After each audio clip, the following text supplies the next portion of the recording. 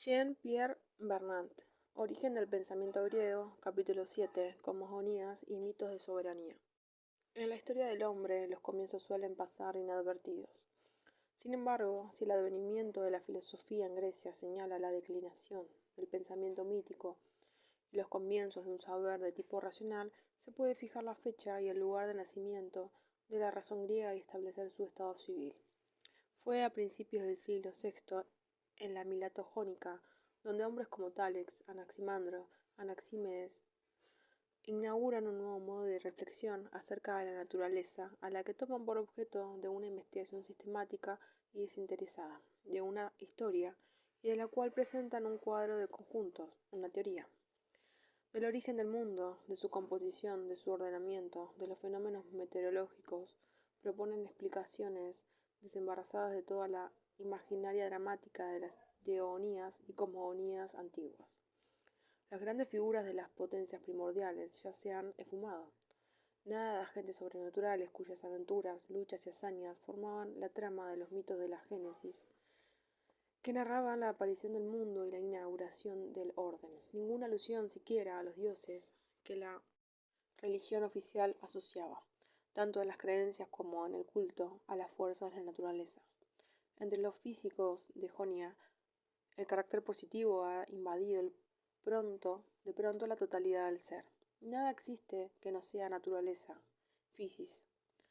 Los hombres, la divinidad, el mundo forman un universo unificado, homogéneo. Todo él en el mismo plano. Son las partes o los aspectos de una sola y misma physis, que pone en juego por doquier las mismas fuerzas, manifiesta la misma potencia vital. Las vías por donde ha nacido, se ha diversificado y organizado esa physis son perfectamente accesibles a la inteligencia humana. La naturaleza no ha operado en el comienzo, de modo distinto de como lo hace todavía, día tras día. Cuando el fuego seca un vestido mojado o cuando en una criba que se agita las partes más gruesas se aíslan y se reúnen. Como no hay más que una sola physis que excluye la noción misma de lo sobrenatural, no hay tampoco más que una sola temporalidad. Lo originario, lo primordial, se despoja de su majestad y su misterio. Todo tiene la vulgaridad tranquilizadora de los fenómenos familiares. Para el pensamiento mítico, la experiencia cotidiana se aclara y adquiere sentido en relación con los actos ejemplares llevados a cabo por los dioses en el origen. El valor de la comparación se invierte en los jonios.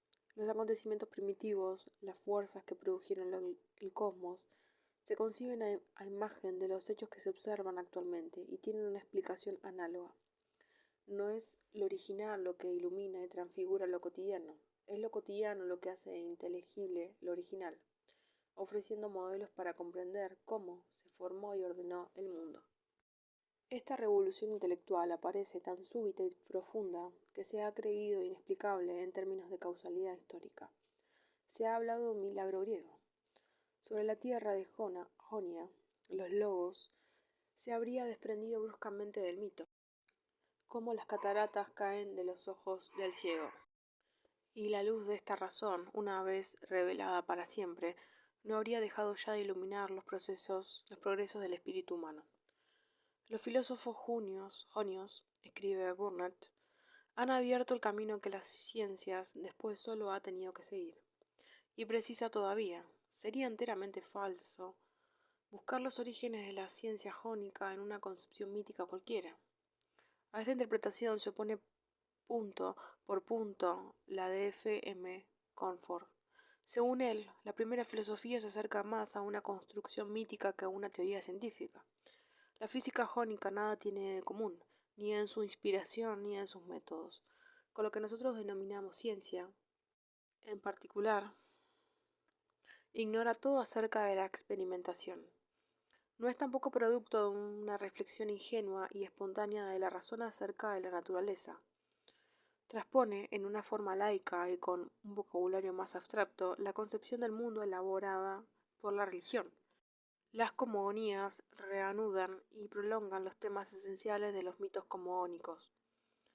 Aportan una respuesta al mismo tipo de cuestión, no buscan como la ciencia, leyes de la naturaleza, se preguntan con el mito cómo se ha establecido el orden, cómo ha podido el cosmos surgir del caos. De los mitos de Génesis, los milesios toman no solo una imagen del universo, sino también todo el material conceptual y esquemas explicativos tras de los elementos de la física se perfilan antiguas divinidades mitológicas. Al hacerse naturaleza, los elementos han perdido el aspecto de dioses individualizados, pero continúan siendo potencias activas y animadas, que se sienten como divinas. La física, cuando opera, está toda compenetrada de aquella sabiduría y aquella justicia que eran los atributos de Zeus. El mundo de Homero se ordenaba mediante una distribución de los dominios y las funciones entre grandes dioses. A Zeus corresponde la luz deslumbrante del cielo, Aether; a Hades la sombra brumosa, Aer; a Poseidón el elemento líquido; a los tres en común, Gaia, la tierra, en la que viven con los hombres todas las criaturas mortales, resultado de la mezcla. El cosmos, con los jonios, se organiza mediante una división de provincias, de las estaciones entre potencias elementales que se oponen, se equilibran o se combinan. No se trata de una vaga analogía entre la teogonía de Hesiodo y la filosofía de un Anaximandro. El análisis de Comfort descubre estrechas correspondencias. Cierto es que uno habla todavía de generaciones divinas allí, donde el otro describe ya procesos naturales. Es que el segundo se rehúsa a jugar con la ambigüedad de términos como fusión y génesis, que significan a la vez engendrar y producir, nacimiento y origen.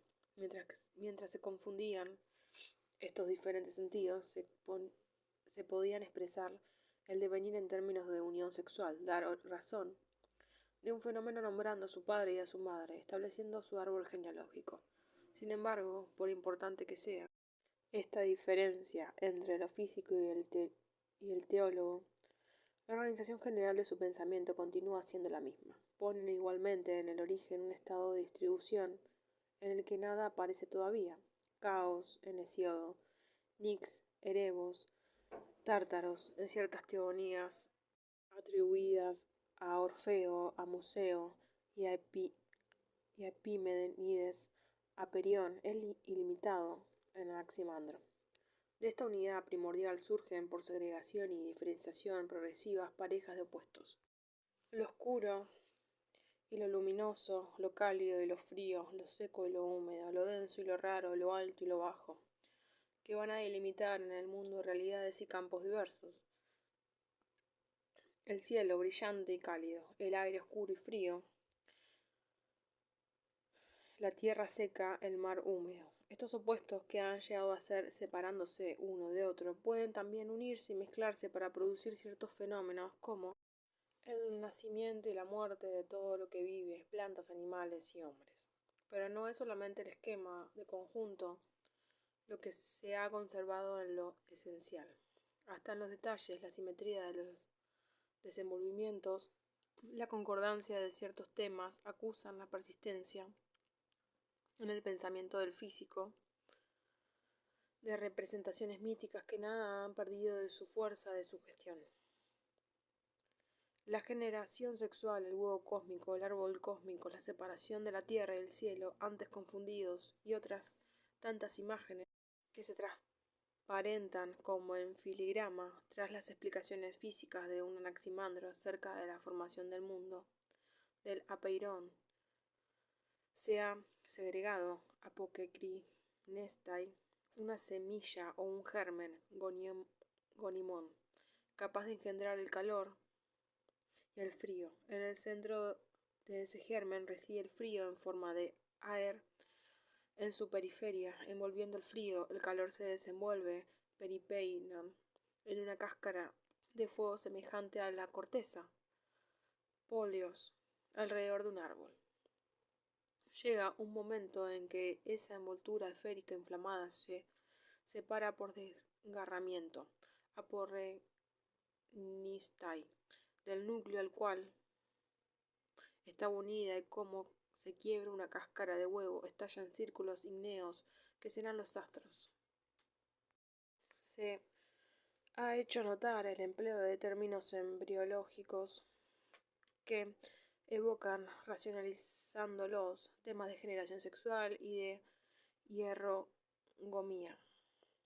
Gonión, apocrinestai, aporrenistai, polios, palabras derivadas de peleo, verbo vinculado con la idea de generación y que puede designar la placenta del embrión, la cáscara de huevo, la corteza del árbol y más generalmente toda membrana que envuelva a manera de velo el organismo vegetal o animal en curso de crecimiento. Sin embargo, a pesar de estas analogías y de esta reminiscencia, no hay verdadera continuidad entre el mito y la filosofía. El filósofo no se contenta con repetir en términos de physis lo que el teólogo había expresado en términos de potencia divina. Al cambio de registro a la utilización de un vocabulario profano corresponden una nueva aptitud de espíritu y un clima intelectual diferente. Con los milesios, por primera vez, el origen y el orden del mundo adoptan la forma de un problema explícitamente planteado al que hay que dar una respuesta sin misterio a la medida de la inteligencia humana, susceptible de ser expuesta y debatida públicamente ante la asamblea de los ciudadanos, como las demás cuestiones de la vida corriente. De este modo se afirma una función de conocimiento libre de toda preocupación de orden ritual. Los físicos deliberadamente ignoran el mundo de la religión. Su investigación nada tiene que ver con los procedimientos del culto a los cuales el mito, a pesar de su relativa autonomía, permanecía siempre más o menos ligado.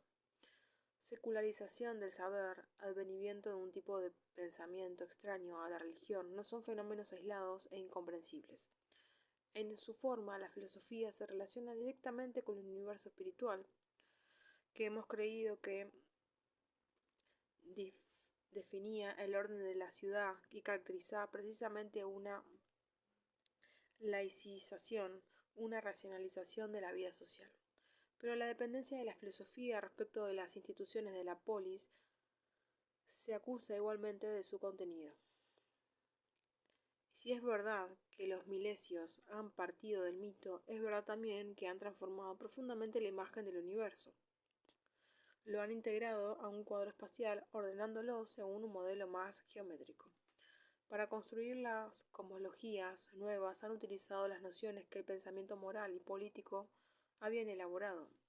Han proyectado sobre el mundo de la naturaleza aquellas concepciones del orden y de la ley que, al triunfar en la ciudad, había hecho del mundo humano un cosmos.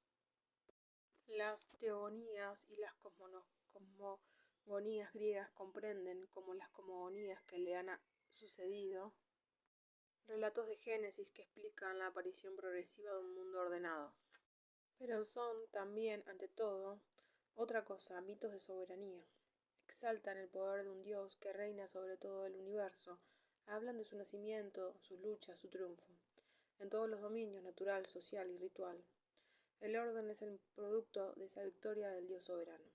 Si el mundo ya no está librado a la inestabilidad y a la confusión, es porque, al término de los combates que el Dios ha tenido que sostener contra rivales y monstruos, su supremacía parece definitivamente asegurada sin que nada pueda, en adelante, ponerla en cuestión.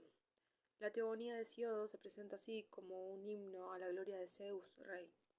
La derrota de los titanes y la de Tifeo, vencidos igualmente por el hijo de Cronos, no vienen solamente a coronar, con su conclusión, el edificio del poema.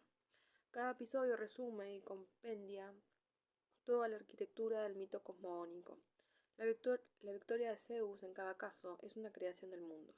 El relato de la batalla que lanza una contra otra las dos generaciones rivales de los titanes y los olímpicos evoca explícitamente el retorno del universo a un estado original de indistinción y desorden. Estremecidas por el combate, las potencias primordiales, Gaia, Ouranos, Pontos, Okeanos, Tártaros, que antes estaban diferenciadas y situadas en su lugar, se encuentran mezcladas de nuevo. Gaia y Ouranos, cuya separación había narrado Hesíodo, parecen juntarse y unirse de nuevo cual si se abalanzan la una contra la otra, creyéndose que el mundo subterráneo ha interrumpido a la luz. El universo visible, en vez de afirmar su belleza, permanece ordenada entre los límites fijos que lo encuadran abajo la tierra, residencia de los hombres, y arriba del cielo, donde sesionan los dioses, ha vuelto a tomar su aspecto primitivo de caos. Un abismo oscuro y vertiginoso, una abertura sin fondo, la vorágine de un espacio sin direcciones recorrido al azar por remolinos de vientos que soplan en todo sentido. La victoria de Zeus vuelve a poner todo en su lugar. Los titanes hipnóticos son precipitados, cargados de cadenas, al fondo del Tártaro ventoso. En adelante, en el abismo subterráneo, en la tierra, el cielo y el mar hunden sus raíces comunes. Las borrascas podrán agitarse sin fin en desorden. Poseidón ha sellado sobre los titanes las puertas que cierran para siempre las moradas de la noche. No hay peligro ya que Caos resurja a la luz para sumergir al mundo visible. La batalla contra Tifeo se trata de una interpolación que data sin duda de fines del siglo VII. Retoma temas análogos. En la página sugestivas, Comfort ha relacionado este episodio con el combate de Marduk contra Tiamat. Como Tiamat, Tifeo representa los poderes de confusión y desorden, el retorno al informe, al caos. Lo que hubiera sido el mundo si el monstruo de 1000 voces, hijo de Ge y de Tártaros, hubiese conseguido reinar en lugar de Zeus sobre los dioses y los hombres. Es fácil de imaginar, de sus restos mortales, nacen los vientos, que en vez de soplar siempre en la misma dirección, en forma fija y regular, como lo hacen el Noto, el Bóreas y el Céfiro, se abaten en enloquecidas borrascas al azar en direcciones imprevisibles, tan pronto para aquí como para allá. Derrotados los titanes y fulminado Tifeo, Zeus, presionado por los dioses, toma para sí la soberanía y se asienta en el trono de los inmortales. Luego distribuye las cargas y los honores, Timai, entre los olímpicos. De igual modo, proclamado el rey de los dioses, Marduk mató a Tiamat, cortó en dos su cadáver y arrojó al aire una de las mitades, que perforó el cielo. Estableció entonces el lugar y el movimiento de los astros. Fijó el año y los meses, ordenó el tiempo y el espacio, creó la raza humana y repartió los privilegios y los destinos. Estas semejanzas entre las teogonías griega y el mito babilónico de la creación no son fortuitas. La hipótesis formulada por Comfort de que este es el fuente de aquella ha sido confirmada y también matizada y completada por el descubrimiento reciente de un doble serie de documentos.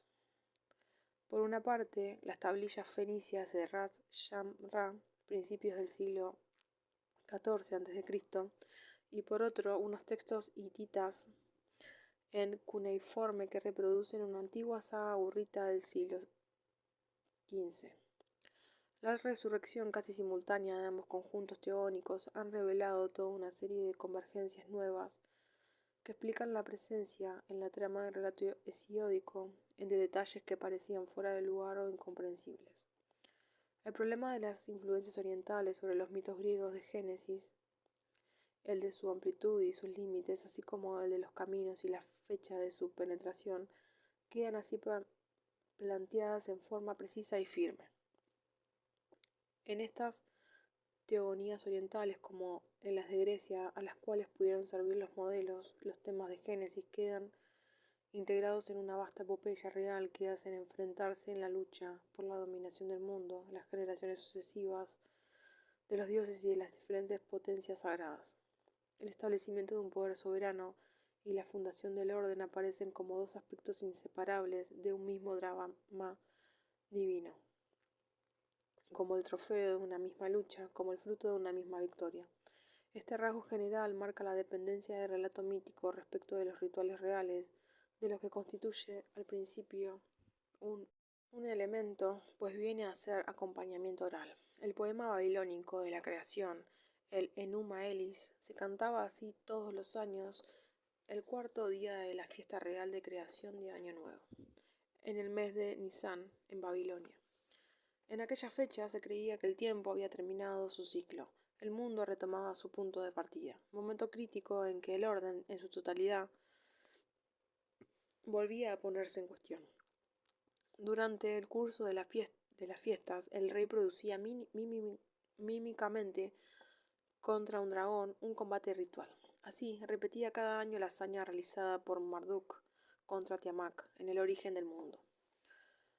La prueba y la victoria reales tenían una doble significación, a la vez que confirmaban el poder de soberanía del monarca, adquirían el valor de una nueva creación del orden cósmico, meteorológico y social. Por la virtud religiosa del rey, la organización del universo tras un periodo de crisis se veía renovada y asegurada para un nuevo ciclo temporal. A través del rito y del mito babilónico se expresa un concepto particular de las relaciones de la soberanía y del orden. El rey no domina solamente la jerarquía social, interviene también en la marcha de los fenómenos naturales. El ordenamiento del espacio, la creación del tiempo, la regulación del ciclo atmosférico aparecen integrados en la actividad real. Son aspectos de su función de soberanía, confundidas como continúan naturaleza y sociedad. El orden, en todas sus formas y en todos sus dominios, queda bajo la dependencia del soberano. Ni el grupo humano ni el universo se lo ha concebido todavía en y por sí mismo como algo abstracto. Para existir tiene necesidad de ser establecido y para durar de ser conservado. Siempre supone un agente ordenador, una potencia creadora capaz de promoverlo. Dentro del esquema de este pensamiento mítico no se podría imaginar un dominio autónomo de la naturaleza ni una ley de organización inmanente al universo. En Grecia, no solo la teogonía de Hesíodo en su plan general se ordena según la misma perspectiva, sino que lo mismo ocurre también con las cosmogonías más tardías y más elaboradas como la de Ferécides de Siros, a quien Aristóteles clasifica entre los teólogos en el número de aquellos que han sabido mezclar la filosofía al mito. Contemporáneo de Anaximandro, Ferécides sí conserva las figuras de las grandes divinidades tradicionales, transforma, no obstante, su nombre mediante juego de palabras etimológicas, a fin de sugerir o subrayar su aspecto de potencias naturales. Cronos se transforma en Cronos, el tiempo rea en re, que evoca su flujo a una corriente, a Zeus lo denomina Sas, para expresar tal vez la intensidad de su poder. Pero el mito continúa centrado en el tema de una lucha por el reinado universal. Hasta donde se puede juzgar por los fragmentos que han llegado hasta nosotros, Ferécides refería la batalla de Cronos contra Ofión, el choque de dos ejércitos, la caída de los vencidos al océano, el reinado de Cronos en lo alto del cielo. Después debía intervenir al asalto de Zeus, su conquista del poder, su unión solemne con Conia por intermedio o ayuda de Eros. Durante los hieros gamos de Zeus rey con la diosa subterránea se producía el surgimiento del mundo visible al tiempo que se fijaba por primera vez al modelo rito matrimonial de las Anacalipetria, del develamiento. Por la virtud de aquellas nupcias, la oscura Tonia se había transformado, se había envuelto en el velo que Zeus había tejido y bordado para ella, imprimiendo en él el perfil de los mares y la forma de los continentes. Al aceptar el presente que Zeus le ofrecía el testimonio de su nueva prerrogativa, Geras, la oscura diosa subterránea se había transformado en Ge, la tierra visible. Zeus asignaba entonces a las distintas divinidades su respectiva porción, su moira, fijando para cada una la parte del cosmos que debía corresponderle, y recluía en el Tártaro al ciudadano de los vientos y las tempestades, las potencias del desorden y de Ibris. El problema de la génesis en sentido estricto queda, pues, en las teogonías, sino enteramente implícito, por lo menos en un segundo plano. El mito no se pregunta cómo del caos ha surgido el mundo ordenado, responde a esta cuestión. ¿Quién es el Dios soberano? ¿Quién ha conseguido reinar? Anasein basileuen sobre el universo. En este sentido, la función del mito es la de establecer un distingo y como una distancia entre lo que es primero desde el punto de vista temporal y lo que es primero desde el punto de vista del poder. El tren principio que está cronológicamente en el origen del mundo y el soberano que preside a su ordenamiento actual. El mito se constituye en esa instancia, que es el objeto mismo de su relato, pues éste representa a través de la serie de las generaciones divinas los avatares de la soberanía hasta el momento en que una supremacía definitiva ya pone en término a una elaboración dramática de la dinastía. Hay que subrayar que el término arqué, que hará carrera en el pensamiento filosófico, no pertenece al vocabulario político del mito. No es solo que el mito queda adherido a expresiones más específicamente reales, ocurre también que la palabra arqué, al designar indistintamente el origen de una serie temporal y el primado en la jerarquía social, suprime aquella distancia en la cual se funda el mito. Cuando Anaximandros adopte este término, confiriéndole por primera vez su sentido filosófico de principio elemental, esta innovación no marcará solamente el rechazo por la filosofía del vocabulario monárquico propio del mito, traducirá también su voluntad de aproximar lo que los teólogos necesariamente separaban, de unificar en la medida de lo posible lo que es primero cronológicamente. Aquello a partir de lo cual se han formado las cosas, lo que domina y gobierna el universo. En efecto, para el físico, el orden del mundo no puede haber sido instituido en un momento dado por la virtud de un agente singular.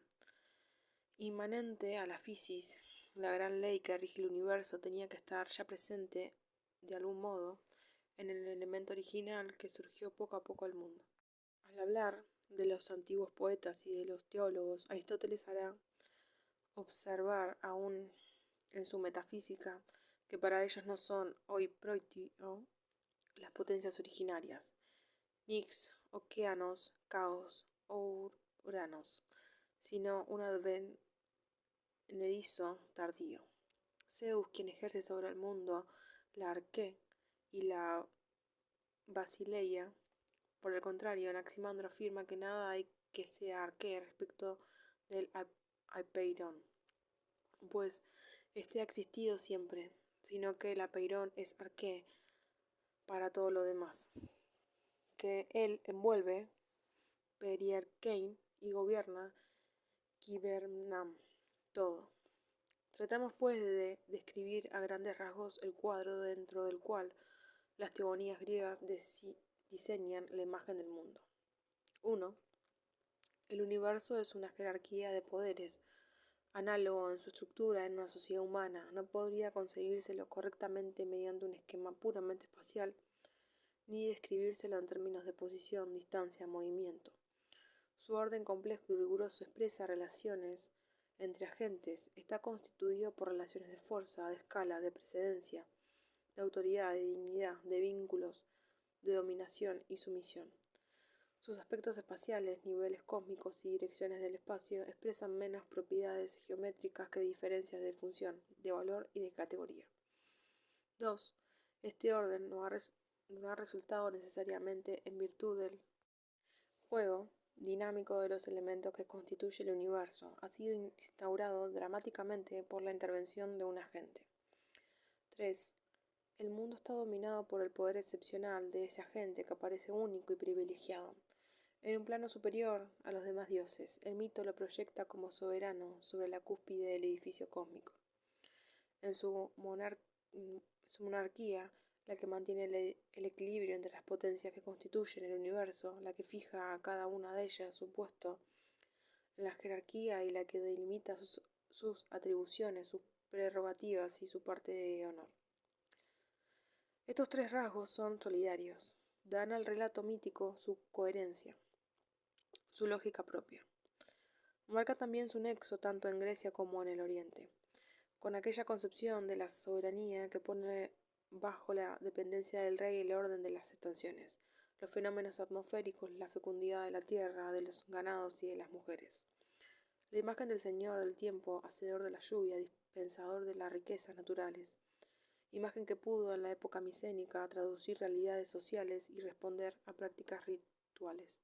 Se traslucía aún en ciertos pasajes de Homero y de Hesíodo, en las leyendas como la del Salmoneo o de Aco, pero no puede tratarse en el mundo griego más que de supervivencia.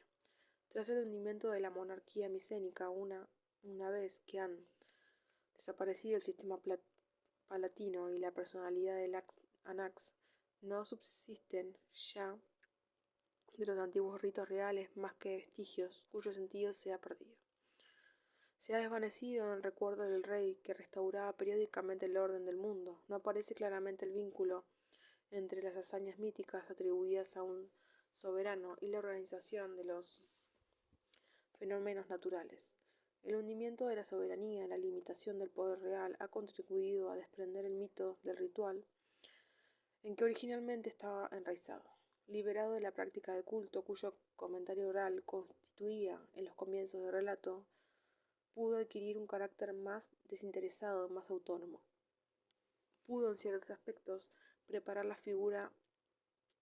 y prefigurar la obra del filósofo. Ya en Hesíodo, en algunos pasajes, el orden cósmico aparece disociado de la función real, desgajado de toda vinculación con el mito. El problema de su génesis se plantea de manera más independiente. La aparición del mundo se describe no ya en términos de proeza, sino como un proceso de engendramiento por potencias cuyo nombre evoca directamente realidades físicas: cielo, tierra, mar, luz, noche, etc. Se ha hecho notar en este propósito el acento naturalista del comienzo de la teogonía, que choca con la continuidad del poema, pero lo que hay tal vez de más significativo en aquel primer intento por describir la génesis del cosmos según una ley de evolución espontánea es precisamente su fracaso. No obstante el esfuerzo de delimitación conceptual que se acusa en él, el pensamiento de Hesíodo continúa prisionero de su cuadro mítico. Uranos, Gaia, Pontos son realidades perfectamente físicas en su aspecto concreto del cielo, tierra y mar, respectivamente, pero son al mismo tiempo divinidades que actúan, que se unen y se reproducen en la manera de los hombres. Actuando sobre uno y otro plano, el pensamiento concibe el mismo fenómeno, por ejemplo, la separación de las tierras y de las aguas, simultáneamente como hecho natural en el mundo visible y como engendramiento divino en el tiempo primordial. Para romper con el vocabulario y con la lógica del mito, hubiese necesitado Hesíodo una concepción del conjunto capaz de suplantar al esquema mítico de una jerarquía de poderes dominada por un soberano. Lo que le faltó fue poder representar un universo sometido al reino de la ley, un cosmos que se organizan imponiendo todas sus partes un mismo orden de isonomía, hecho de equilibrio, reciprocidad y simetría.